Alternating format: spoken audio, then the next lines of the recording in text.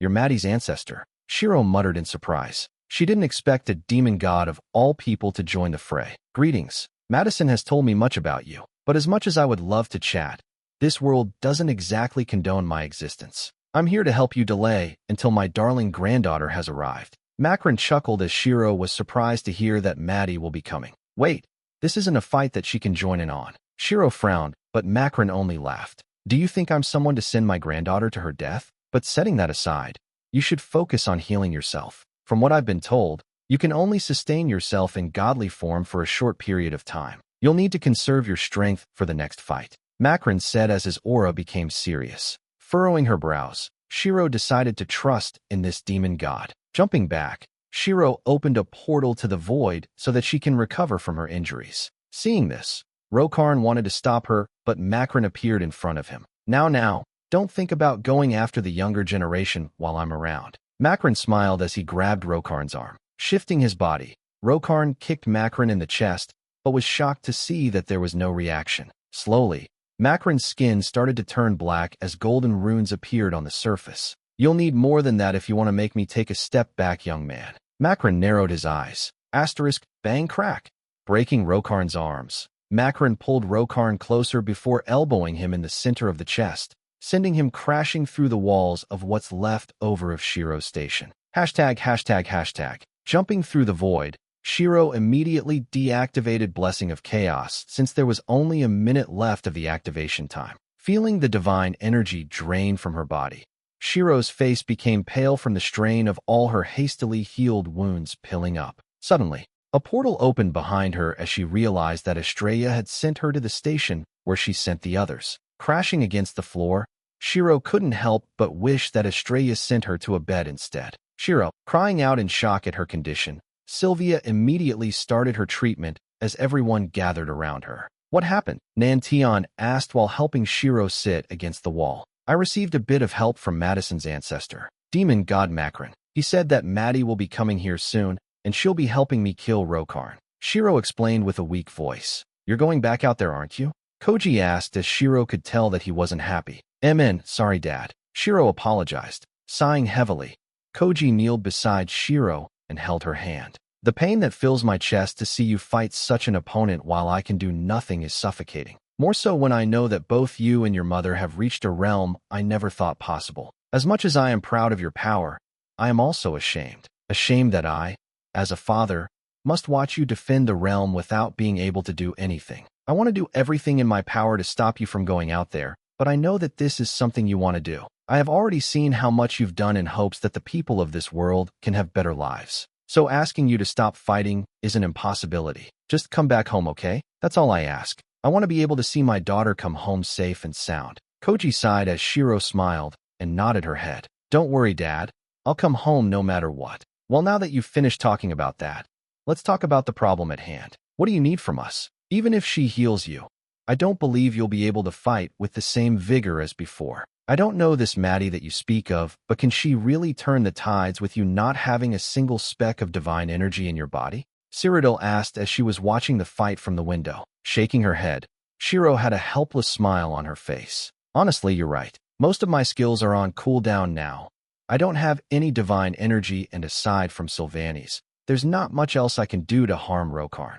Shiro admitted as the party was silent. I can help. However, it will not give you any energy for you to use. Only reinforce your body so that you can keep up. Somewhat. Hearing an unfamiliar voice, Shiro turned towards the source and saw Essel along with Misu. And you are an old god from Misu's world. I inhabit this body, but my mortal personality does not know of my existence. I can grant you some of my power, but not as much as I'd hope since I am weakened. Even the smallest help would send me back to slumber, but the situation calls for my help. Essel shrugged helplessly. Then can I at least know of your name? Shiro asked as Essel thought for a moment and nodded his head. My name is Vamir. As for my divinity, you will know in time. For now, I will grant you as much divine energy as I can spare. All you need to do is break this orb, and it will grant you enough reinforcement to fight at Tier 8 standard for roughly 5 minutes. It's not much, but that's the best I can do for now, Vamir said as a Tier 8 magic circle appeared around his wrist before condensing into a golden orb. Passing it to Shiro, Vamir took a step back and closed his eyes. Suddenly, All of the divine energy left his body as he fell backwards, but Misu caught him. Ice. He loves to be mysterious as always. Vamir is a god that I worshipped back in my world, before I became a queen. As for his divinity, since he didn't say anything, it would be unfair of me to divulge his secret. Misu apologized as Shiro shook her head. It's fine. I'm already grateful that he is able to help me. Keeping the golden orb in her pocket, Shiro closed her eyes and rested as much as she could while Sylvia tried to heal her wounded body. Have you used any berserk skills yet? Sylvia asked, but Shiro shook her head. Then I suppose I don't need to tell you what kind of damage you can cause to yourself if you stack them right now. If you do, I don't even think all of the healers in Acharya put together can help you. Sylvia warned. I know. I don't plan on stacking them this fight. I'm trusting what Macron said about Madison being able to help me overcome this fight. With Vamir's power helping me, I should be able to find a chance to use extraction. Shiro smiled as Sylvia nodded. Nimue, if you hear me, cut off her supply of mana the moment she tries to stack and get Estrella to teleport her back. There's always a second chance to fight. I know, don't worry, Nimue said as she materialized next to Shiro. Slowly, a flame appeared as Addie could be seen with a frustrated face. If Miss Maddie comes, can me, Nimue, and Izul rejoin the fight? We'll have 4 demigods on our side. Addie asked, but Shiro shook her head. You're not a proper demigod yet, Addie. You're close, but you don't have a divinity to fight with yet. From what I've experienced, if you don't have a divinity, he can destroy your body before you can even react.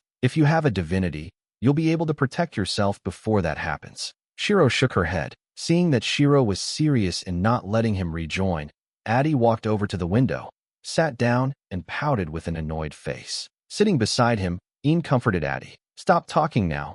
You're only making my job harder, Sylvia said as Shiro nodded her head. ####. Reinforcing his body, Macron focused on delaying things as much as he could. While he may not be able to kill Rokarn, he is more than capable of dragging things out. What's wrong, youngster? Can't keep up with an old man like me? Macron asked as his clothes had long been replaced by his plated armor. Furrowing his brows, Rokarn dashed forward and attempted to destroy the old man using his divinity. However, the moment it touched his skin, the divinity was countered for a split moment. That moment was enough for Macron to punch Rokarn in the face, sending him sliding back while dusting off his armor. What's wrong? Surprised? Macron smiled, but this was a bluff. There was only so much he could do against such a tyrannical divinity. He was hoping that he could bluff his way through and make Rokarn search for different ways to fighting him. While he may not seem like it, he had already used 2 life-saving skills. Heis, youngsters these days. Each of them is more abnormal than the last. Maddie only needed to kill 72 demon gods, but she went and challenged the 7 ancients. Macron chuckled before charging at Rokarn. He just needed to delay until she arrived. Reinforcing his body, Macron continued to punch Rokarn, but his regeneration was simply monstrous. Each punch he threw, each chunk of flesh that he tore off, and each spell he launched would be rendered useless. Thankfully, his bluff seemed to have worked earlier, and it seemed like Rokarn wasn't using the Chaos Divinity, but Macron wasn't sure. There was something about Rokarn's stare that sent chills down his spine. After all his years as a god, this was the first time he's felt this unsettled. Narrowing his eyes, he stared at Rokarn, who managed to step back up once more. Just as Macron was about to attack once more, he watched in surprise as Rokarn's body started to change. On the surface of his body, black runes started to appear. Recognizing it to be the same as the ones on his body, Macron didn't believe that Rokarn was able to copy his demon god physique. Flickering behind him, Macron punched towards his ribs while his spare hand reached towards his neck. Bang. Blocking his punches without a problem, Rokarn twisted his body and sent a kick towards Macron's stomach. The force of the kick sent Macron sliding back as he was shocked at the sudden increase in strength. Quickly moving out of the way, Macron barely managed to dodge Rokarn's punch. Raising his arms, he guarded his head as Rokarn sent another kick towards him. Now that he was prepared, he wasn't sent as far back, but his arms ached from the kick. It's not a proper demon god physique, but the similarities are there, Macron thought with a frown. Moving his head to the side, he dodged the next punch before grabbing his wrist. Pulling his arm back, Macron sent a punch towards Rokarn's chest. Suddenly, Rokarn's chest opened up as his punch completely missed. Closing his chest, divine energy flared up as Macron wanted to pull his arm out, but it was too late. Poochie.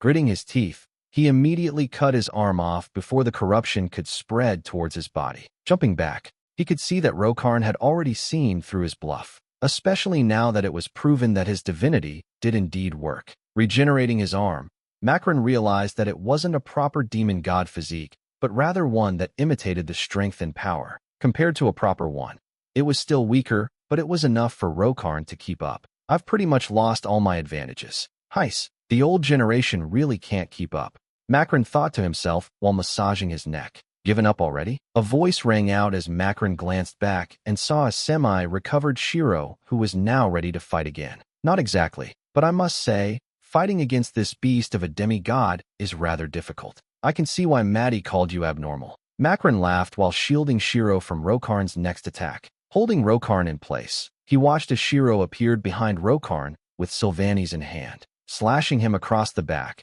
Shiro disappeared from her spot before Rokarn could attack her. Well, I only managed to fight him like that because of a skill granted by chaos. If not, I would have died a while ago. Shiro shrugged. So how long till Maddie arrives? Soon is the best I can tell you. For now, this old bag of bones will be taking her place. Makron shrugged as Shiro nodded. That's fine. I suppose I should see how a god plays the tank role. Shiro smiled as nanobots surged around her. Placing crystals into the nanobots, she created 4 rail guns and carved a few golden runes on Sylvanes. Nodding at each other, they both dashed towards Rokarn as Shiro sent a barrage of shots towards the demigod. Snapping her fingers, Shiro conjured up 4 needles and sealed off the mana around Rokarn for a short period of time. Creating a smoke screen with her shots, Shiro concealed Makron in the shadows, giving him a prime opportunity to land a few heavy blows against Rokarn. Asterisk, bang.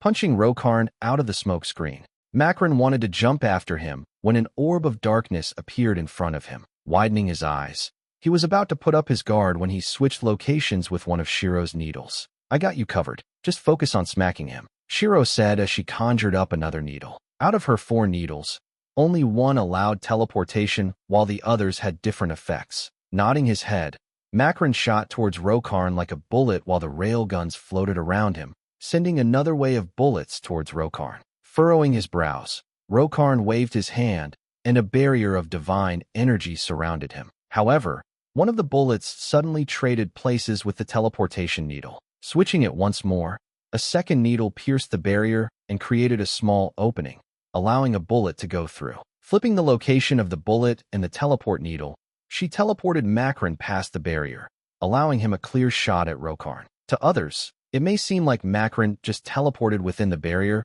but it was much harder than that. Seeing that he was now inside the barrier, Makron couldn't help compliment Shiro in his mind. The level of observation and control needed to accomplish what she had just done was not something anyone could just do. Unleashing a barrage of punches at Rokarn, the runes on his body suddenly changed colors as poison invaded Rokarn's body. Coughing up a mouthful of blood, Rokarn wanted to counter, but Makron disappeared before he could. In his place was a single needle that switched with a flashbang grenade. Blinded by the light, Rokarn furrowed his eyes and unleashed a wave of attacks all around him, stopping Makron from approaching. Just as he recovered his sight, he felt danger behind him and saw Makron with a glowing red spear in his hands. While it may not be as powerful as the first one that he had seen, this was no doubt the Sunbreaker spear that had severely injured him before. Plus, it was launched by Shiro in her demigod state, so the power was no doubt weaker than what it could be.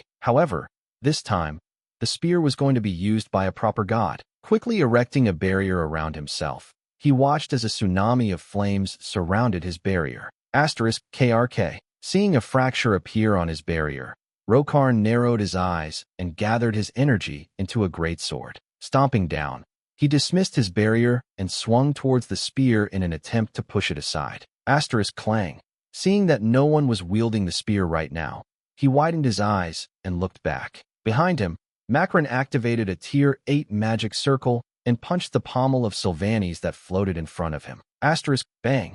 Catching Sylvanes between his palms before it could pierce his body, Rokarn slid backwards as the force was not something he could completely cancel out. Suddenly, Shiro appeared in front of him and grabbed Sylvanes. Activating the third effect, she shifted the blade through his guard and pierced him in the chest. Gritting his teeth, Several Tier 8 magic circles appeared around Shiro as she quickly traded places with her needle. Taking a deep breath, Rokarn glared at the two who were getting ready for the next attack. Conjuring up the source code, a string of runes started to wrap around his arm and slowly traveled towards his chest. While Shiro may not know what this meant, she wasn't about to let him do what he pleased. Fusing the 4 railguns around her into a rail cannon, she turned one of the crystals into a bullet and pulled the trigger. Amplifying its speed and power using Tier 7 magic circles, she teleported Sylvanes in front of the bullet and transferred all of the energy into her blade. Asterisk bang. Piercing through Rokarn's body, Shiro could clearly see that his regeneration was slowing down. Finally, her attack had left a lasting wound, but the joy was short-lived. A strange black energy started to flow out from the wound as it wrapped around his body. Similar to what happened to Cyrodiil when she activated her new skill, a layer of black energy now coated the surface of his body. There was nothing else except 2 orbs of light that represented his eyes. Raising his hand, a Tier 8 array exploded out as Makron activated a barrier, but it was eroded away before it could take shape. All external mana and divine energy is being corroded. Don't bother using spells. Shiro spoke as she analyzed the array with a frown. So anything internal is fine then? Makron asked as Shiro nodded. Massaging his shoulder, a demonic aura exploded out from Makron's body as horns grew out of his head. A pair of bat-like wings unfurled from his back along with a black tail. Natural armor grew out of his body as Makron pulled out a pair of demonic gauntlets from the void. Demons are known for their physical prowess. Since I can't use external mana or divine energy, I guess I'll go back to the old teachings. Makron grinned as Shiro shrugged. Do what you wish. I'll focus on dispelling his domain. Nodding his head, Makron charged at Rokarn. While Makron was focused on keeping Rokarn busy, Shiro was analyzing the domain that Rokarn had placed. Most of it was hidden through runes that kept changing, but by using her newly upgraded Analysis EX, she was able to spot the small instances where the domain runes were revealed. While reading the runes, Shiro couldn't help but furrow her brows. This domain, why is its construction so similar to my own throne world? Shiro thought to herself. Usually throne worlds should be unique to each individual. Even if it's the same element, it would be constructed differently depending on the person who did it due to their thought process and usage of mana. Very rarely would you have 2 throne worlds are similar in appearance, and even rarer to have 2 that are constructed in such a similar manner. Thinking about it for a moment, Shiro wanted to try out something. If the throne world was so similar to her own, she might be able to hijack this domain, making it easier for them to kill Rokarn. Flying to the border of the domain, Shiro activated a barrier around herself and placed her hand against the wall. Just as she tried to bypass the first barrier, she realized that it was rejecting the runes that she were using. Similar to when you try to use a wrong key on the door, she couldn't even begin the decoding since the key won't fit. Furrowing her brows, Shiro sighed. So before I can even start to decipher this domain, I'll need to study his runes. Shiro thought to herself and massaged her shoulder. Well, it can't be that hard. Activating Analysis EX, her surroundings started to slow down. Bringing up the images of the runes, Shiro started to decode them. But the moment she tried this, there was something that clicked in her mind. Her vision started to warp as some images started to overlap one another. Gritting her teeth, Shiro ignored the headache she was feeling and tried to make sense of the images. What's happening? She couldn't help but think to herself. In front of her, she could see the faint silhouette of a child running. Her facial features were largely blurred out, but Shiro could see that she was smiling. As she ran along, time sped up and the girl grew up. As a child, she was shy but active. That shyness soon disappeared as she grew up into an adult. Holding her head, Shiro could barely recognize the person in front of her, but that was a face she won't forget, even if it was a younger version of her. Arya, Shiro muttered while holding her head. Feeling a sharp pain in her mind, she soon found herself in the middle of a battlefield. Fire and ruin surrounded her as only 2 figures could be seen. One was injured and leaning against debris while the other stood proud. Is that me? Shiro thought to herself while looking at the version of her that was still standing. Raising her hand, black energy gathered into a blade as her face was cold. Opening her mouth, she started to speak, but Shiro couldn't hear anything. She tried to lip read, but couldn't recognize the language she was speaking. In a single moment, all of the energy disappeared as Arya jumped up and punched a hole through her chest. Black and red energy coursed from Shiro's body into Arya's arm as it turned black with red circuits, ripping out what seems to be the source code. It was shattered apart, and the vision cleared itself. The hell?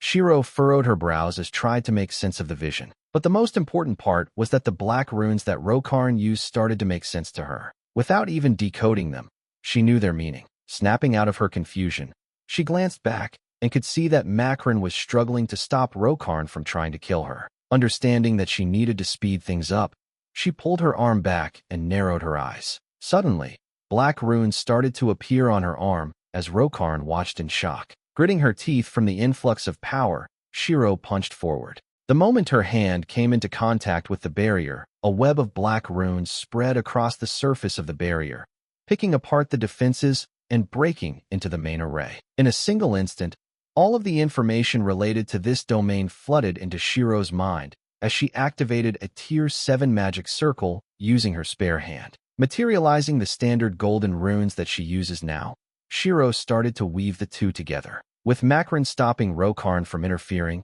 he could only watch as the domain was ripped from his control. Suddenly, a white array appeared on his back. Widening his eyes, Rokarn released a wave of energy that pushed Makran away from him. "Sorry, I didn't want to do this, but I'm taking over for now." Arya's voice rang out in his mind as Rokarn clutched his head. A pair of angelic wings unfurled from his back, as each feather was created from an array of runes. Clasping his hands together, a silver spear of light materialized in front of him. Pulling back his arm, he threw the spear. Bang! Appearing behind Shiro in an instant, the barrier was shattered to pieces. "Trying to target the younger generation while I'm still around? Fat chance," Makran shouted out as he threw his own spear of darkness that barely managed to push Rokarn's spear off course. "Demon God, this is beyond you now. If you continue to interfere, I will be forced to eliminate you," Arya warned as she had hijacked Rokarn's body. "Since when did you transform into a woman? But regardless, I'm not leaving. This old man has decided to look after this lass until my granddaughter has arrived. I don't plan to go back on my word." Makran smiled as a wave of energy was suddenly launched towards him. Feeling his instincts scream out, he quickly activated one of his skills and parried the attack. Poochie. Seeing the attack go through his guard like it was nothing, Makran frowned as he quickly healed himself. "Final warning, leave or die," Arya warned as she teleported behind Shiro, who had trusted her back to Makran. Final response: "I ain't leaving until my granddaughter has arrived," Makran replied as he grappled her from behind. Twisting his body, he threw her away from Shiro before kicking Arya in the chest. "Don't worry, I'll protect your back while you do this," Makran reassured as Shiro nodded her head. "You don't know what you're doing." Arya narrowed her eyes and conjured up 4 floating lances of light. Sending them towards Makran, she watched as he reinforced his body, allowing himself to take all the hits despite seeing what one attack had done earlier. However, that question was soon answered as all of the damage he took was healed up. Radiant energy coursed through his body, transforming to demonic energy that empowered his physique. Holding his breath, Makran flickered in front of Arya and grabbed her by the head. Pulling his arm back, he punched towards her face, but his punch was blocked by a barrier. "If you don't want my mercy, then die." Arya narrowed her eyes. A Tier 8 magic circle appeared on her spear as golden chains appeared around Makran, holding him in place. But before she could fire, all of the mana disappeared from her body. Stumbling for a second, Arya looked towards Shiro, who had just finished taking over this domain. "Arya," Shiro greeted with a frown. Waving her finger, Makran was teleported out of his chains and appeared next to her. "Shiro," Arya replied as Shiro started to walk towards her. "I'll be honest. At first, I thought our relation was limited to the light hero being your proxy and husband. Care to explain why your fear is apparently me, or do I have to kill you to get that answer?" Shiro asked as she summoned Sylvanes to her side. "You know you're incapable of killing me right now." Arya narrowed her eyes and sent a wave of attacks towards her using divine energy. Snapping her fingers, Shiro created portals just before they hit her, teleporting them to the other side of the domain. "Yes, but it's just a matter of when. There will come a time for me to kill you, and that goes for your husband too. I have quite the vendetta against you too. However, since you don't want to tell me about our relationship, then I suppose I'll have to find out later. Perhaps, but that's only if you get a chance," Arya said as she suddenly teleported in front of Shiro. Seeing this, Shiro didn't even blink and opened a hole in the domain. Suddenly, a pillar of dark energy crashed down, forcing Arya to jump back. I hope I'm not late to the party. A familiar voice laughed out as Shiro smiled. Nope, you're just in time. Madison LVL 1000 Demigoddess of Demons, Divinity 1. Slamming her foot down, divine energy erupted from Madison's body as she clasped her two hands together. A pair of demonic gauntlets appeared along with a strange demonic wheel. Snapping her finger, and one of the tiles lit up. Seer, Madison called out as a runic marking appeared on her arm. Suddenly, she disappeared from her spot and appeared behind Arya. Shax, a veil of black mist covered Arya's eyes as Madison punched her in the back, stabbing into her flesh with her gauntlets before activating another tile. Sabnok, suddenly, the wound that she had inflicted onto Arya started to fester and corrupt with demonic worms exploding from the cut. Biting into her skin, the worms started to drain Arya of her energy while Shiro raised her eyebrow. Seer, Shax and Sabnok are all demons from the 72 demons of Goetia. Seer can teleport, Shax steals senses, and Sabnok makes wounds worse. Shiro thought to herself while sending a wave of bullets towards Arya now that her senses were sealed away. Gritting her teeth, Arya activated a Tier 8 magic circle, dispelling the black mist, and glared at Madison. Slamming her hand down, a barrier appeared around her as she dashed towards Shiro. Seeing this, Madison was about to intercept her when she was flung back from an invisible force. TCH, clicking her tongue, she activated another tile. Andromalius, blinking her eyes, Arya realized that she was now beside Madison as she launched another punch, this time across her face. Seeing as how Madison had things covered, Shiro closed her eyes and activated a Tier 7 magic circle. Using her new understanding of the black runes, she created a sniper and placed a crystal in the center. Jumping back, she aimed towards Arya and pulled the trigger. Asterisk, bang! Firing a bullet towards Arya.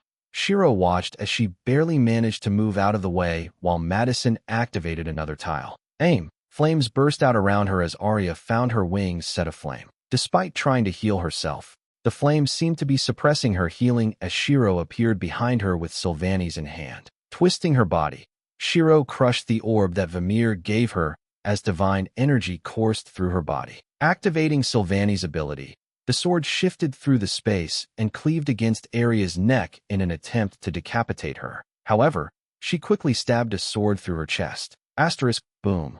The Tier 8 magic circle around her started to flicker as a brand new layer was starting to form. Tier 9. Shiro muttered with a frown since this was what Kronos had told her when recounting their fight against Arya. Furrowing her brows, Madison grabbed the demon wheel and activated a Tier 7 magic circle. One by one, the tiles fused together and only 7 remain. Seal of Gluttony, Beelzebub. Watching Madison conjure up a seal to summon Beelzebub, Shiro felt something stir within her as she had a lesser version of the sin thanks to Een. Suddenly, a pair of demonic arms appeared from the magic circle as a hulking demon dragged himself out. Yura, with 6 eyes, 6 horns that formed a crown, and 6 demon wings on his back.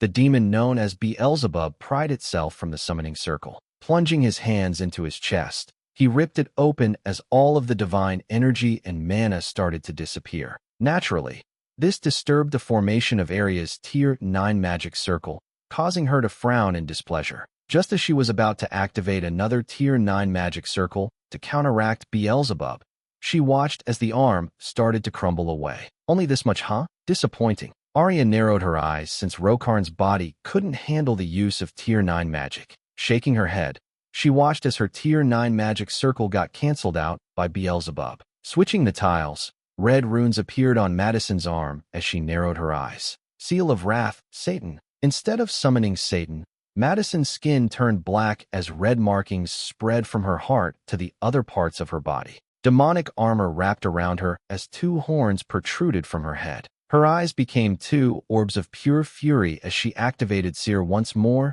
and teleported behind her eye. Grabbing her wings, Madison opened her mouth and bit down on Arya's neck. With her teeth firmly planted in her neck, tightened her grip around the wings and ripped them out before jamming her hands into the wound. Are you sure I'm needed here? Shiro asked in shock as she didn't think Madison would have this kind of ferocity. Yes, wrath only lasts a short while, so you should take this time to end this woman. Makra nodded as he was now recovering from the backlash of the skills that he was using. Nodding her head, Shiro activated error as Sylvanes morphed into a black blade with red circuit patterns. Despite having Madison ripping her back to shreds, Arya didn't miss this as she narrowed her eyes. TSK, I can't do much else here. Rokarn's body is too weak, she thought with a frown before activating a Tier 8 magic circle. The effects were unknown as Shiro appeared in front of her, plunging the sword into the chest. Immediately separating herself from Rokarn's body, Arya glared at Shiro. You might have won this time, but it's not over,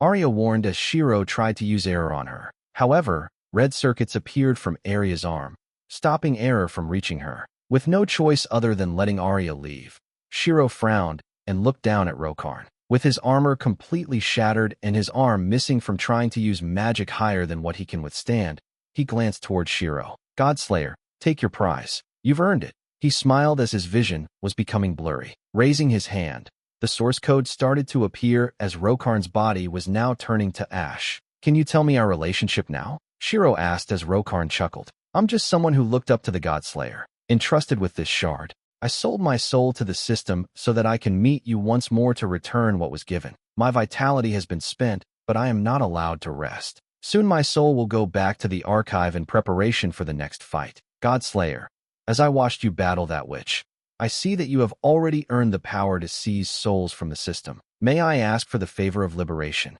Rokarn asked as his voice was weak. Closing her eyes, Shiro nodded her head and activated error. Raising her hand, she looked at Rokarn and plunged her hand into his chest. Red circuits exploded out from her arm as it pierced through the barriers that protected his source code. Taking hold of the code, Shiro pulled out her hand. Pucci. Seeing the 2 orbs of code that was now in her possession, Rokarn smiled.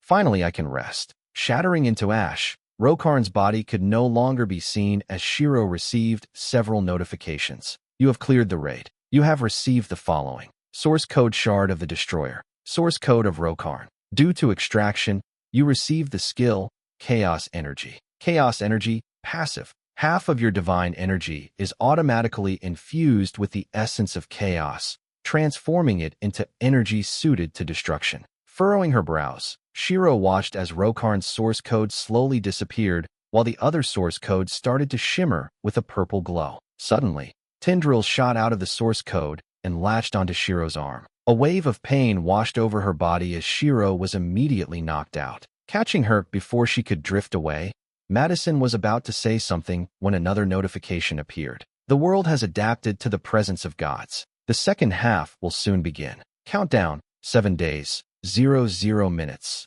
0 seconds.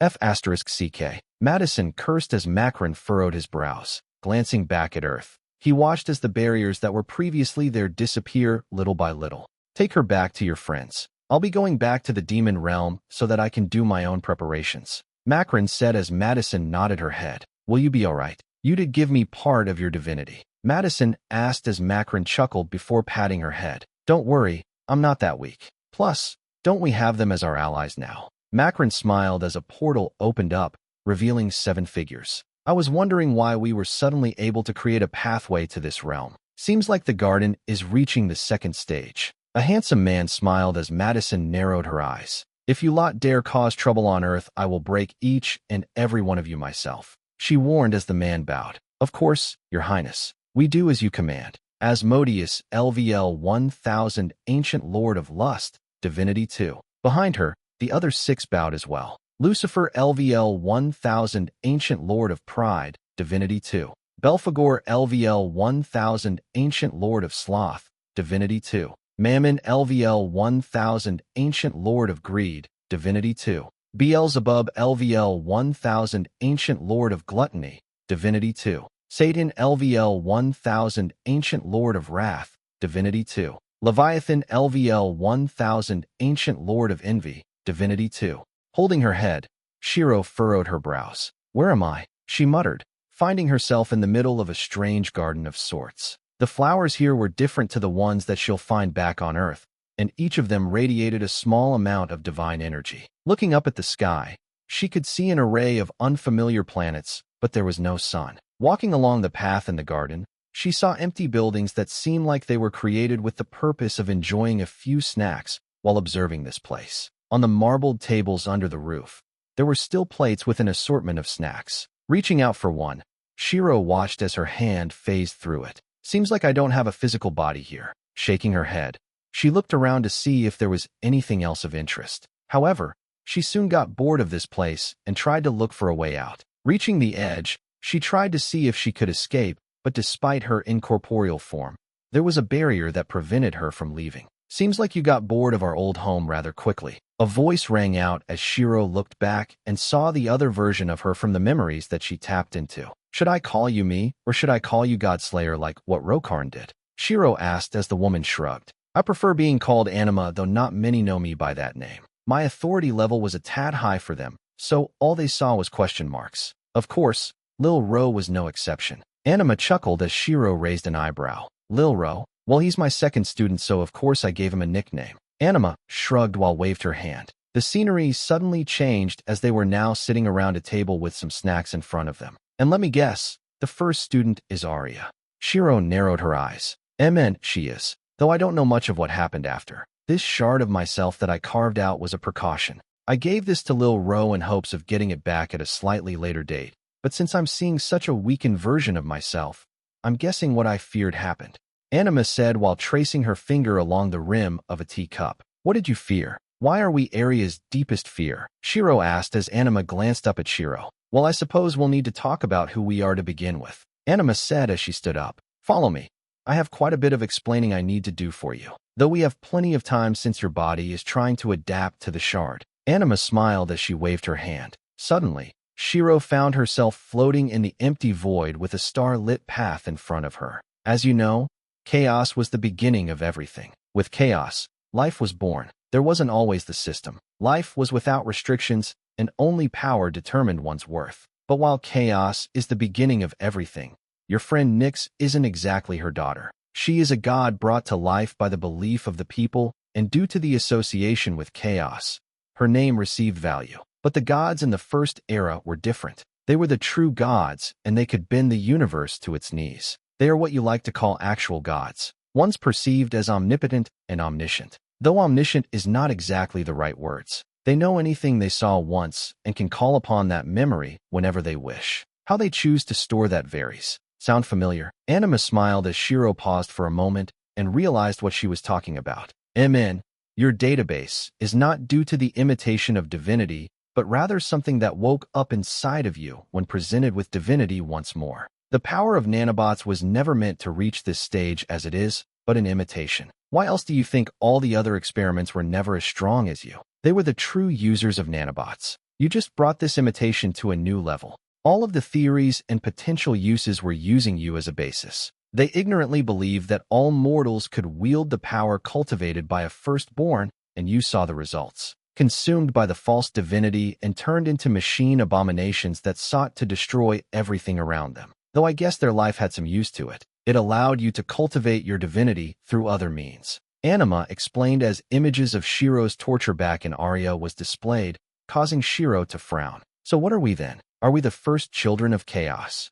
Shiro asked. To some extent, yes. With creation, there will be destruction, such as the balance of the world. When chaos created the known universe and the multiverse that housed reflections of one another, some would naturally destroy themselves. Even chaos wasn't able to create the perfect world, and thus I was born from the destructive energy radiated by every universe consumed by the void. Anima, firstborn of chaos and the destroyer. Anything I touch I destroy, anything I look at is consumed by the void. I was the fear in every firstborn's heart. I was fear incarnate. To the omnipotent and immortal gods that bent the universe to its knees, I was the one who could strip them of their powers and crush their soul as though it was never there. In the face of the primal energy of destruction, none could survive, which is why we were given a rather accommodating domain, one that prevented our destructive nature to leak out to the world. Due to my nature as a firstborn, I constantly radiated large amounts of divine energy, which cultivated the plants and fruits that you saw in the garden. Eating one fruit would allow a god to bask in my power and receive a boost. The plants would become great nature spirits that nourish each world that came to existence. And from the water, life would be sustained. My house was the first garden. one solely focused on preserving life despite being in the presence of a being only used for destruction. Anima explained as the scenery changed once more. This time, a portal was visible inside the garden. I had given up on leaving, and no matter how many times I tried to destroy the barriers, my powers were sealed. Within this domain, I was simply a god that had ample amounts of divinity, but no outlet for that power. However, gods that sought out all knowledge soon discovered the source of the energy that brought life to the worlds. My home. While the garden was designed to keep my powers in check, it was nothing to the other gods. A portal was created, and I had my first visitor. Since it was the first visitor I ever had since the time of my confinement, we conversed for nights on end, and I learned of the outer world, one which I was helping despite my divinity. The god saw that my home sustained the world and only wished for knowledge, so he brought no harm. It was I who offered him a fruit and flower for him to study. Taking the souvenirs back with them, I soon discovered more portals being opened, each bringing me knowledge of the outside world in return for the fruits and flowers to which I agreed. I had plenty around, and more kept growing. What's stopping me from giving it away? Plus, I couldn't leave the domain, so naturally, I wanted to learn of the outside world. Lil Ro was no exception. He was one among the many that made his way to my domain, but unlike the others, he never intended to arrive. Regardless, I still offered him a fruit. But since the nature of my divinity is destruction, you can imagine what will happen once the barriers started to break. With so many people entering my domain, the nature of my divinity started to leak out. From destruction you may find life, but ultimately it is still destruction. Now that the barrier was destroyed, my powers leaked out to the universe, and those that had consumed the fruit started to change. What was harmless before now amplified their destructive tendencies. Thus, war broke out all over the known universe. With my confinement now on the verge of breaking, it was only a matter of time until my influence poured out to those that had already been touched. Those that consumed only one fruit will find their fighting prowess enhanced, but those that consumed more than one will change. Anima said as Shiro paused in realization. They would fall. Hearing this, Anima's lips curled up into a smile. Indeed, they would become the ones you know as fallen. The fallen are those that are beyond saving, ones that have my power deeply rooted into their existence. The reason for seeking out my power became a barrier, and those that lose this barrier upon achieving their goal will be consumed by my destructive nature. Anima explained as Shiro sighed. So that's why Cyrodiil's adaptation was to become something that was on the boundary of becoming fallen. It wasn't the opposite of divinity, but rather an adaptation to prevent my original divinity from harming her. By becoming something that was close to the threshold, she was able to shield herself since there was now an outlet for this destructive energy. Shiro muttered. Indeed, her adaptation granted her the boon of never becoming fallen. Even if she was to fall to the lowest point of her life, this adaptation would prevent her from being tainted by our influence. But where was I? Yes. About how my confinement started to break. Little by little, more cracks started to form, and those that became fallen were stripped of their sentience, becoming nothing but beings that embraced my power, the power of destruction. And once that barrier broke, can you guess what happened? Anima asked as Shiro sighed heavily. Yes, the first age of demons and gods. The demons were never meant for those that we called demons, but rather the fallen that were lost to our influence. Indeed, the first battle was something to behold. My minions of destruction razed everything to the ground, leaving no sign of life in their wake. Every spell they hurled now contained the power of primordial destruction, one that consumed everything. Soon, some of the gods started to fight destruction with destruction. By consuming one fruit, they would receive a boost in power to stand against the fallen. But those that are desperate prayed to my name and consumed more than one in order to hold the line against the fallen. They would ensure that their goals were something far-reaching so that they can maintain their sanity for as long as possible. But that is only a temporary measure. Anima smiled as she continued to walk. With so much destruction in the world, how did it come to an end? Shiro asked as Anima glanced back. It never did. Why else do you think the age of demons and gods continue to this day? So as for what we are the bane of all life. We are the never-ending destruction that haunt the end of their life, and we are what drives the fury and wrath in the hearts of people. When the barrier was finally broken, my influence was at its highest. The war escalated in scale, and more gods consumed the fruits in an act of desperation. It was also during this time that I started to roam the universe that I was so curious about. This was also when I first found Arya. She was a small demigod whose parents were lost to my power. During my journey, I had accepted her as my first student after saving her from the fallen. Back then, I still didn't know everything was my doing, only that their destructive energy was strangely powerful. While I say that she was my student, there wasn't much to teach her as I was never a teacher. She merely followed me around to explore the world while I killed everything that tried to stop me. Later, I reunited with Lil Ro and he journeyed with me and Arya. The three of us explored the world while cultivating our strength, saving others where we could despite me just wanting to explore. But I was content since it allowed me to explore the connections between two people. And then I cut a piece of myself off and handed it to Rokarn in hopes that my thoughts were wrong, but alas, they were right. Arya most likely discovered what my powers were, and that I was the source of everything. There was something off about her, but I never got around to finding out what it was. Which brings us to this moment. Anima smiled and turned around. As for your question of what I feared, I would say fear isn't the right word, but rather concern as to why Arya was acting differently. I gave a shard of myself to Rokarn for two reasons. One is to keep him safe as my powers will help him. The other is to act as a fail-safe in case anything was to happen to me. I had planned to place more precautions since the world was a dangerous place. Despite being immortal, there is always a way for something to die. There's no such thing as true immortality in the world despite what it may seem like. All things will come to an end, and that includes us. Even the souls that we destroy are eventually reassembled into something else completely. The end of one is the beginning of another. For me, this was just me trying to make sure that my knowledge will transfer to the next beginning. And so far it's proved to be right considering I am here now, talking to you. As for why I'm Arya's deepest fear, I can only image that it was fear of my power of what happened after I cut this shard of me off. Anima shrugged as the visions of what happened finally stopped, and they were back at the table. So what happens now then? Well, when you wake up, you'll get a portion of my power and the knowledge this shard contains. I'll disappear since I was never meant to stay. Otherwise, Lil Ro would have been able to converse with me. Before you go, can I ask one last question? Shiro asked as Anima nodded her head. What is the system and how did it integrate itself to the world? That's something you'll find out in the future. Even if I say it, it'll get censored because to know the truth, you must have the authority granted by the system. Anima chuckled before her smile faded away. But enjoy it while you can. Soon the system will need to go, and when the time comes, you need to be the one that destroys it. It is only with the primordial power of destruction can you truly remove this parasite. Anima said as she suddenly leaned forward and tapped Shiro on the head. Huh. Blinking her eyes in surprise, Shiro furrowed her brows. What did you just do? Shiro asked as Anima chuckled. Just another precaution, I suppose. Nothing bad, don't worry. Anima reassured. But I must say, I didn't think it'll take this long. Shouldn't your body be adapting rather well? She wondered as Shiro paused for a moment.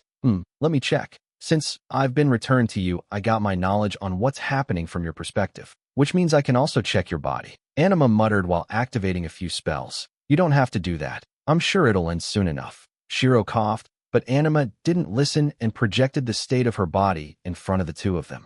Looking at this state Anima's, I started to twitch. As for Shiro, she was facing away from Anima, and here I was wondering why it was taking so long. Of course your body can't adapt because it's too busy trying to crawl itself away from death. Anima muttered. She hadn't had the time to see what happened in the fight for her body to become like this. Instead, she figured that Rokarn had just handed over the shard. Massaging her eyes, she zoomed in on certain parts of Shiro's body that was under heavy repair. I'm checking what skills you have now from your memories. You know that even if your physique has improved, it doesn't mean it's completely invulnerable, right? If you strain it to this extent, your body will break before your health reaches zero. There are still certain aspects that the system doesn't cover. Anima lectured as Shiro could only sit and nod. But considering the extent of this injury and how your body is strangely used to it, it must have happened before. Anima narrowed her eyes as she started to look back at the previous fights. Looking back, crossed her legs and watched silently. Every time that Shiro stacked her berserk skills, every time she ripped an arm off to test a healing skill, every time she strained her mana links, and every time she casually harmed her body without caring since she couldn't feel the pain. Closing her eyes, Anima teleported behind Shiro and chopped down on her head with her hand. Gah! Crying out in surprise, Shiro didn't expect Anima to hit her on the head, and since this was technically Anima's domain, she felt every bit of the pain. Holding her head, Shiro looked back at Anima. Despite our sadistic nature, are you sure you're not a deviant from all the other us? If I didn't know better, I figured that you were a masochist. Anima clicked her tongue. Since it's going to take a while for your body to heal, I'm taking this chance to teach you how not to ruin your body. And since you like hurting yourself so much, let me make sure the pain is turned up. Anima cracked her knuckles as Shiro felt her instincts warn her of danger.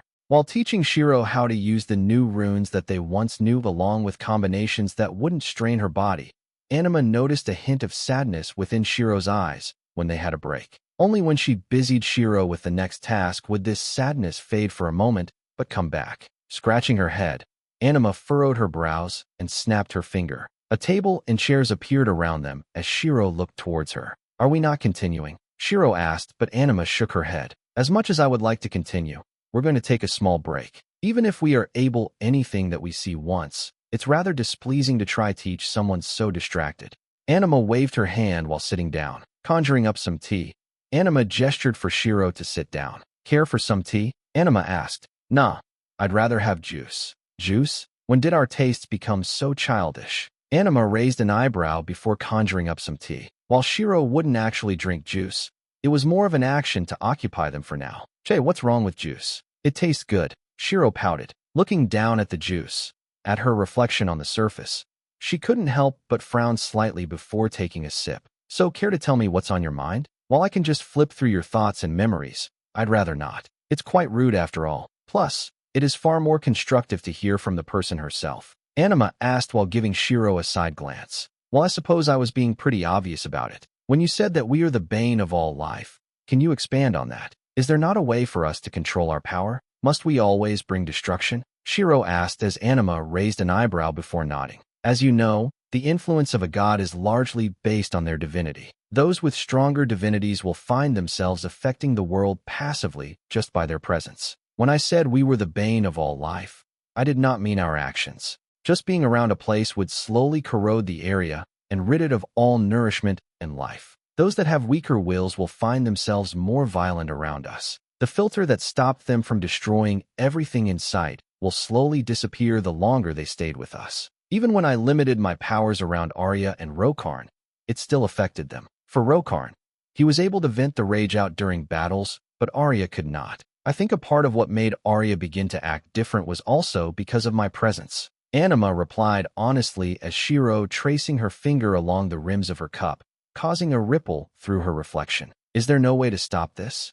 Shaking her head, Anima took a sip of her tea. Can fire stop itself from burning the wood? Can mana stop itself from filling a room? They would need outside interference, and unless you extinguish it completely, it will always be waiting for a moment to burst free. There needs to be someone of equal power than us to offset our destructive nature. But unless we're extinguished, we'll always bring destruction. Anima replied as Shiro was silent. However, it is not a bad thing. The universe will always seek balance. In all things, destruction must be present. For a blade of grass, it absorbs the nutrients from the ground and sun to support its own growth. When it collapses towards one side, the effects are amplified. If a tree was tilted towards the side of life, the power of destruction will catch up. The life around the tree will die to bring balance. It's the same for destruction. With too much destruction, life will seek to fill that void. So I never really cared for the effects I brought, if I am to be honest, because I know balance will be restored. We're just not the ones that will see it come to fruition.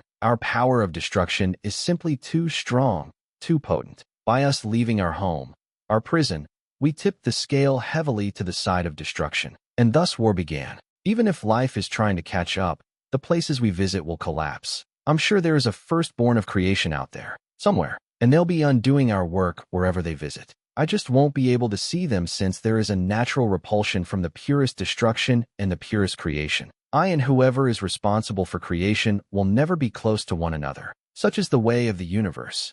I see. But while we're on the topic of balance, I'm afraid I'll have to warn you about your city. It is work befitting of someone who wants to bring stability to the new age, but it leans too heavily towards the aspect of life. Your utopia, while stable now, will crumble in due time. The people within are happy and peaceful, but the destructive tendency within their mind is brewing. There is no challenge, no strife, and no danger. Soon their existence will begin to crumble due to the imbalance, and a breakout of destruction will take place to restore the balance you destroyed. Anarchy will descend to your city, and it will be another relic of the past. Why do you think there are so many ruins in the world? Of great civilizations that seemed like it was a utopia, of a generation that made great advancements in technology? They crumbled from within. The balance tipped towards life and destruction surged forth, ending an era of prosperity and welcoming an age of hardship to its people. Without equal destruction, life will not go on. The progress of life is slow but stable, so that destruction is not given time to grow. This stability allows progression.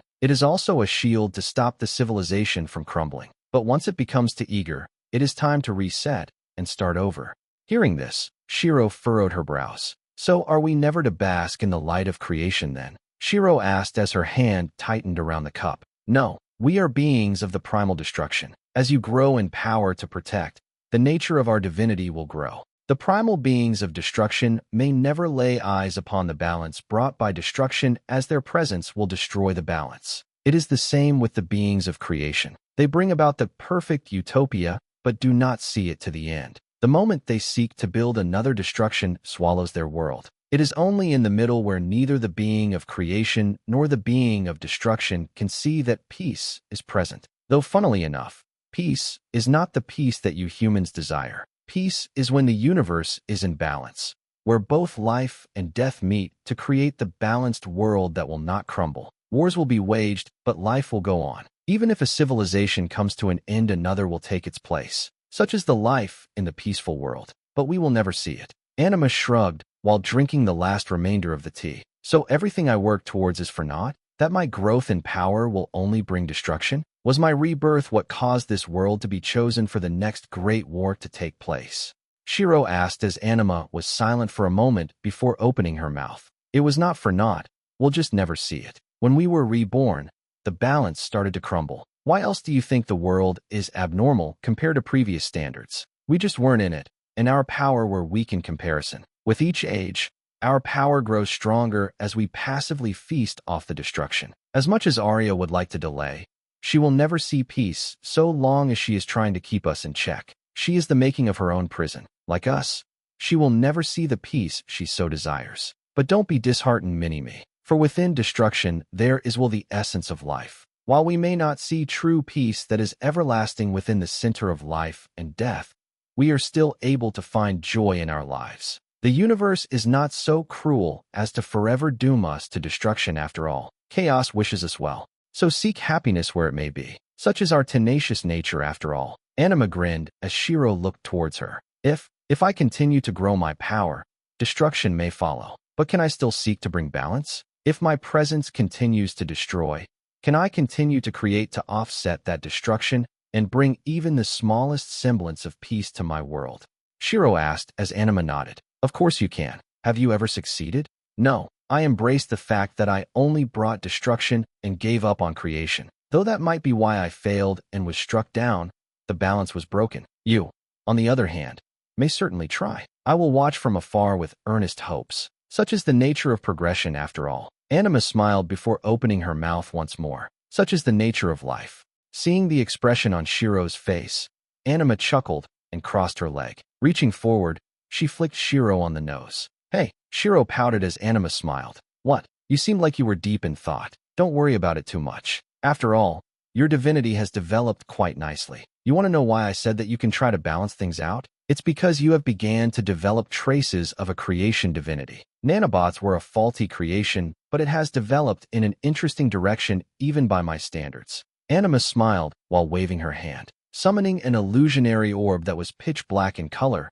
Anima opened her mouth. Imagine this to be our original divinity. Pure destruction with not a hint of creation. When you obtained nanobots, it was no different. However, through the passing of time along with your acts, hints of a creation divinity started to appear. This was further enhanced by your titles. Sure, titles give you boosts in power, but they also serve as a small foundation of your divinity. The power of a god comes from their name, story, and belief people have in them. Previously, all of your titles were purely on the destruction side of things, but recently, you've started to balance it out, such as Merciful Goddess and Goddess of Protection. Both of these titles belong to the creation side, and when people recount their tales of you, it is not of pure destruction, but of someone who wants to protect. As a demigod, belief is a powerful thing. It can change your nature before you know it. While it is not balanced just yet, there is indeed hints of a creation divinity within you. It's just a matter of cultivating it to balance out our nature of destruction. Though it's pretty hard considering our identity. To balance out the primordial destruction, a being of equal strength must be present. If you want to seek balance, you have to cultivate a divinity of creation that can stand side by side with our destructive nature. Anima explained as a small speck of white could now be seen in the middle of the orb. Plus, it's not as though chaos isn't helping. She already gave you her blessing, no? If we were in our original state, she would not be able to bless us. Our destructive nature would swallow her blessing in an instant and render it useless. But by being shattered to pieces, reincarnated and rendered incomplete, it opened up space for her blessing. Even if you were to recover your original power, that blessing will remain since it has already touched the core of your being. It's just a matter of you trying to balance things out now, mini-me. I see. So it's not all doom and gloom then. Shiro sighed in relief. Oh no, it is still doom and gloom. We're the firstborn of destruction after all. There's just a teeny-weeny chance of you finding balance. Anima waved her hand as Shiro clicked her tongue. Dupche. Shiro clicked her tongue as Anima laughed. Oh please, we were never the dreaming type. Even if I reassured you, you'll know the truth. Disregarding how we might act, we see things realistically. We just don't verbalize it to bring down the mood. Answer me this. How many times have you gone into a fight with full knowledge that you'll lose, but still pump yourself up for the fight, finding ways to take advantage of your situation so that you won't die? Anima asked as Shiro leaned back. Quite a few times. If I included the times in Aria, then I've long lost count. No, you haven't. You just can't be arsed to bring up all the records. Anima cut in as Shiro frowned. Che, I don't need to say this, but who cares? Don't give up. Anima closed her eyes as Shiro nodded, enjoying the silence for a moment. Shiro also closed her eyes. King hell, this is taking a while. I had figured that I'll disappear after giving you our knowledge, but your body still can't handle me just yet. Is there something I missed when I scanned your body? Anima asked as Shiro opened her eyes. I don't know, but that reminds me. You said that everyone we're close to would be affected by our aura, right? Shiro asked. Yeah, why? What will happen from now on? Lysandra, Een, Adi, Nimue, Izul, and Estrella all have contracts with me. When they get stronger, a portion of their strength is passed on to me, such as the case of Een being the sin of gluttony. When I get stronger, they experience the same. Now here's my question. During that fight, I killed Rokarn and reached level 1000. Since my class was always a level higher than my tier, this means I've become a god. With me recovering a shard of myself, I can presume that my influence of destruction has been increased. What will happen to the ones that have contracts with me? Will they fall? Shiro asked as Anima was silent for a moment. Closing her eyes, Anima took a deep breath. I wouldn't go as far as fallen. There will definitely be a change, but it wouldn't be as bad as you think. Their minds should be relatively safe since you have started to cultivate the power of creation. If that was not the case, I would be more worried. There is one person that you'll need to look out for, though. That's Lysandra. Out of all of the people you have contracts with, she is the one with the strongest connection, hence why her level is linked to you. Since you have now reached level 1000, there is no doubt that she too will ascend and gain a divinity of her own. Since she is cultivating a divinity for ascension, she is more prone to your influence. My guess is that she'll probably struggle at controlling her power of destruction.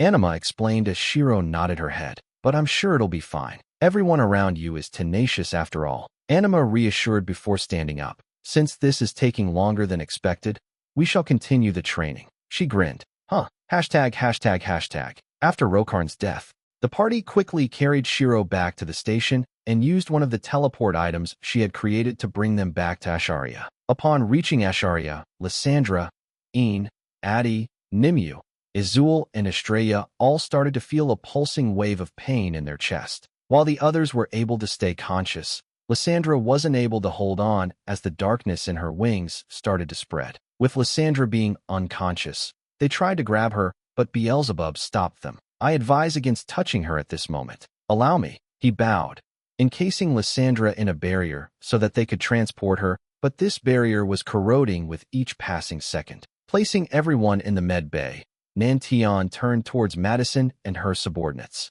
Since all of you are supposed ancient lords, are you able to enlighten us on what's happening? Nantion asked as Satan frowned. Before he could say anything, Asmodeus stepped forward. Of course, I suspect that all of the people here that are experiencing pain is closely tied with the young lady over there. From what I can tell, a chaotic energy is surfacing from within their body, most likely due to the nature of the young lady's divinity. This energy is rather destructive. Thanks to Beelzebub and the young phoenix who share the sin of gluttony, they are able to slow down the effects of this destructive aura and absorb any excess energy that radiates from the body. That is why most of you are still conscious except for the winged miss. As an example, I suppose it is best you look at the barrier. Without this barrier, the aura that radiates from the winged miss would try to consume everything around her. Asmodeus explained, causing the rest of the party to frown. Anything we can do to help them? Madison asked as Asmodeus smiled helplessly. Unfortunately, that is not our speciality. Most of them are experiencing ascension similar to what you experienced, Your Highness. Only that theirs is more painful due to the young miss laying on the bed. Belphegor can cause them to become somewhat numb to that pain, but we cannot halt or slow it down. If we were to interfere, it would bring more pain to them due to the failed ascension. Asmodeus explained as Madison frowned. So we are to do nothing then. 'Tis so. We can only wait and see. Ultimately, there is no danger to their life as of this moment. Only large amounts of pain from the chances occurring within their body. Asmodeus nodded his head. Hearing this, Madison sighed in relief. Now if you'll excuse us, we have some harvesting to do. As you know, it has been quite a while since we were woken up, and with so many lingering souls on the battlefield, one cannot help but feel hungry. Worry not, though. We are merely consuming the energy left behind. The soul will continue to reincarnate. Asmodeus bowed as Madison narrowed her eyes. Very well. Smiling at her response, Asmodeus bowed, and all of the ancient lords left the room. Snapping her eyes open, Arya clenched her fist. Asterisk bang. Slamming it down on the table in front of her, she took a deep breath. If only Rokarn's body was a little stronger. Arya gritted her teeth before closing her eyes. Opening them once more, her eyes changed as the scara was dyed black. Her pupil and iris were neon red that seems to emulate a magic circle. In front of her, several notifications appeared as Arya was now able to see the notifications that usually isn't shown to the world. Firstborn of Destruction is recovering. Her influences spreads through her court. A demigod rises up within the court. Seeing these 3 notifications, Arya narrowed her eyes. With Shiro now recovering a shard of her old self, most of her methods of keeping Shiro weak will no longer work. Even if she was to do nothing, the shard of the firstborn was too powerful. She'll get stronger with each passing day. Her ascension also sped up the new age. There are hardly people or queens that are ready except for her party, but the barrier between realms will be broken. Restrictions will be lifted and wars will be fought. The battle here has yet to end, but it'll be carried to Earth once it finishes its transformation. Arya thought to herself while looking into the mirror. Plus, it wouldn't be that simple either. The monsters and the people near her will become more destructive. Looking out of the window, Arya remembered back to the worlds they visited, including her home world. No matter what, everything was destroyed. Such was the influence of the firstborn of destruction. Shaking her head, Arya steeled her resolve. Sensing someone approach her room, she deactivated her skill and opened the door. Arya, Ikari called out as Arya could tell that someone was weighing on his mind. Come in, we can talk inside. Gesturing for Ikari to enter, Arya closed the door behind him. Sitting by the window, Ikari looked out at the world. I'm thinking about talking to Nitri once the barrier is broken. Not to fight, not to kill, but just to talk. Ikari started as Arya was silent. Is it about our daughter? She asked as Ikari nodded her head. She can't go on like this. It's been far too long since she's had a physical body, and her soul is beginning to degrade. Even if we give her a temporary container for her soul, it does little in terms of helping her soul heal. Ikari sighed as he turned around and faced Arya. While me and Nitri are indeed enemies, I want to give it a try, to see if there's a way for her to help our daughter out. It doesn't have to be Lyssandra's body. It can be something else as long as our daughter's soul begin to heal. Even now, I have to admit that she is one of the smartest people I know, or rather, used to know. She has pulled a feat that people didn't think was possible even if it was orchestrated by my hand. Ikari said as he clenched his fist. At the beginning of this journey, you showed me the vision of Nitri destroying everything around her. My desire to save this universe has not changed. However, I only have you and our daughter left. Everyone I know has either been enslaved by the system to act as monsters in a dungeon or were killed when the world was destroyed. Nitri has always been someone that is at least willing to lend an ear to listen to someone. I'm sure that if we were to talk in a week's time when the barrier breaks, we can come to an understanding. It's risky, but this is something I want to do for our daughter. Hearing this, Arya was silent. Amen. If more people were to visit her, I'm sure she'll have her guard up, so it's probably better for you to meet her alone. Arya sighed as she leaned against the table. That's true. Rest well. I'll go make my preparations to talk to Nitri. Ikari smiled and left the room. Now that Arya was in the room by herself, she couldn't help but frown at Ikari's choice. I never should have had a daughter with him. She's become his weakness. I can't get rid of her by my own hands, but perhaps I can rekindle his fury should she be slain by one of Shiro's companions. Opening her door, she glanced towards her daughter's room. ####. Sipping some tea, Anima looked towards Shiro, who was no longer moving. She was face flat on the floor while the surroundings was repairing itself. I can see why you enjoyed training your friends. This does tickle the sadist within me. Anima chuckled as Shiro groaned in pain. Do you have to amplify the pain? Shiro complained. Of course. This is to let you feel everything that you should have felt during the fight with Rokarn. Anima replied. Clicking her tongue, Shiro flipped her body over and stared at the sky. Question. This just came to mind, but since you mentioned that the ones who fall are our minions, does that mean we can control them? Shiro asked as Anima thought for a moment and nodded her head. Yes, those that lost their senses completely are mostly under our control. If we're not consciously controlling them, they would destroy everything in sight. As for those that are in the process of becoming fallen, we can choose to speed up that transformation by sharing our power with them. Anima replied. What about stopping it and returning them to normal? You mean the fallen empress that you froze when you were fighting the crow? Anima asked as Shiro nodded her head.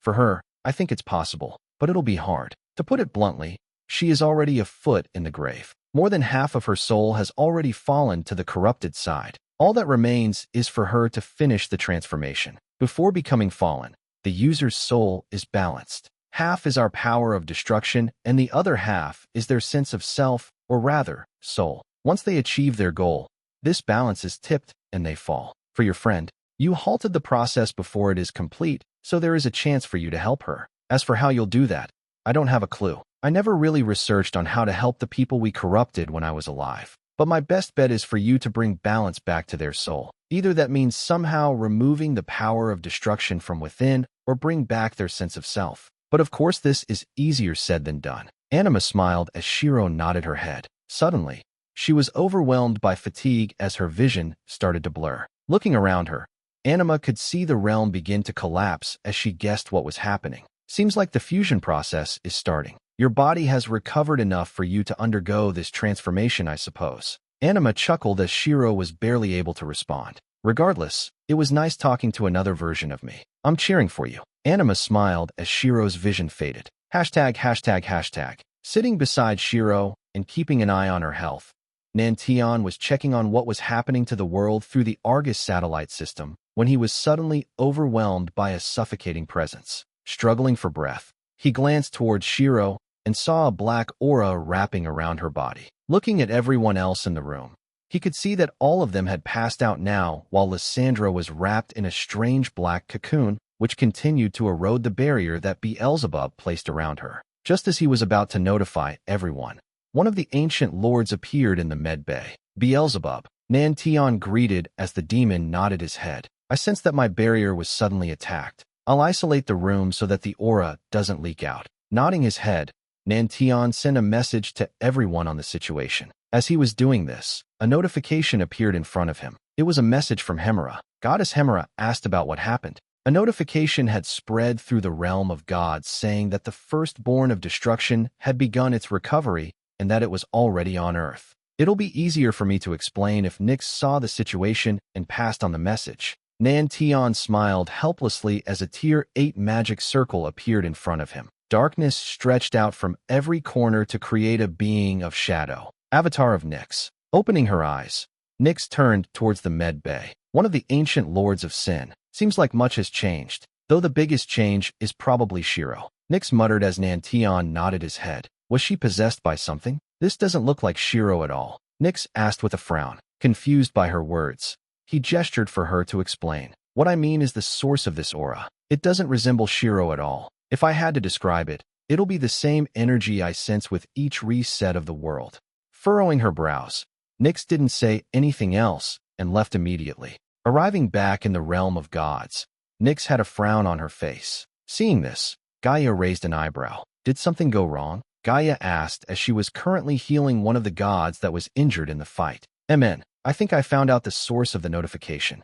Nyx sighed as Gaia paused for a moment before her face turned serious. Shiro, she asked. Shiro, hearing this, Gaia finished healing the god and stood up. How did Shiro even become the firstborn of destruction? I had only heard rumors and read about small extracts on this being. If Shiro really is the firstborn of destruction, that makes her the enemy of everyone in the god realm, Gaia said as the two of them made their way towards their office. It was a space reserved only for the 5 primordial gods and those that they allow to enter. Entering the realm, Nyx could see both Tartarus and Aurenas recuperating on the bed, while the other gods were discussing some plans amongst themselves. This included Kronos, Argus, Hermes, Hemera, Hades, Athena, Aphrodite, Ares, Artemis, Mio, and Helios. Seeing the two enter with frowns on their faces, everyone were quiet, since it's not often that these two would look so serious. Aside from the 5 primordials, Hades and Mio, I'll need everyone to leave for now. There is something serious that we need to discuss. And Argus, if you try to eavesdrop, I will deal with you. Nyx narrowed her eyes as Argus raised his hands in surrender. As you say, he smiled. With everyone leaving the realm, Nyx sat down with a tired sigh. Did something happen back on Earth? Hemera mentioned that Nantion asked for your presence. Mio asked with a worried expression. Something did indeed happen, and I don't like the changes this brings. Remember the notification that we got? Nyx asked as Mio nodded her head. The one about the firstborn of destruction, right? Yes, and it turns out that there is a 90% chance of this being Shiro. When I went back to Earth at the behest of Nantion, he showed me what happened after their battle with Rokarn. Ignoring the fact that someone has unleashed the 7 ancient lords of sin, Shiro seems to be possessed by something. Her aura hardly resembled what it used to be. It transformed into a void that threatened to consume everything around her. Thankfully, there was a barrier around her that prevented her aura from leaking out too much, but the implications of her having any forms of relations to the firstborn of destruction is worrying. We can only hope that it's minimal, but we'll only know after she wakes up. Nyx explained with a sigh. Hearing this, the other gods paused in shock while Mio was still left confused. If you're wondering about the firstborn of destruction, I can give you some details, but honestly, not much is known about them. Gaia spoke up as she conjured a book into her hands. Nodding her head, Mio sat down in front of Gaia and listened carefully since this was something related to Shiro, and she didn't like how the gods were reacting. In this book, it doesn't detail how the firstborn came to existence, only that they were always there, hidden away in a prison created by Chaos herself. A prison of boundless energy that was restrained thanks to the prison. Those that stumble into the realm may experience a boost in power, but would soon lose their minds. All that are tainted by the aura of the firstborn become mindless thralls of destruction. After the notification, I searched through all the books with the help of Argus, but the information was grim to put it lightly. Even without doing anything, the firstborn brought a great catastrophe to the god realms, almost ending all existence as we know it. In all of its depictions, the firstborn was the symbol of fear amongst gods, a being on heinous that even the most evil gods will throw aside their differences to assist in the murder of the firstborn. Very few who saw the firstborn are alive, but those that still life are haunted by the memories of the destruction it brought.